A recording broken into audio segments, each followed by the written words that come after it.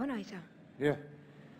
kas sa oskad tähti lugeda? No sa oskad ise ka ju. No ei oska. Minu jaoks on see ainult üks suur sigri-migri. No see on tõesti vapustavalt illus, aga noh. Ei no, kuule, nüüd sa oskad ju küll. Tuleta meelde. A, B, hakka pähe. Ma ei mõelnud niimoodi. No seda ma muidugi oskan. Aga ma pidasin silmas, et kas sa oskad taevatähti lugeda?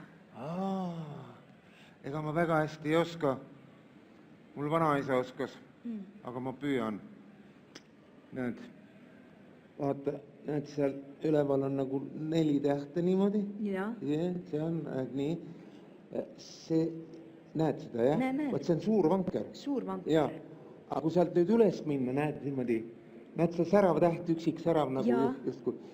See on Põhjanael. Põhjanael? Ja. Aga kas see on tõsi, mis räägitakse? Mida?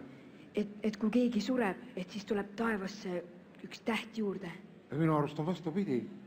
Mis võttes vastupidi? Et kui keegi sünnib, siis sütib uus täht. Jah. Kas sa nägid? Just praegu tuli üks juurde. Kus? Need selle särava kõrval seal paremat.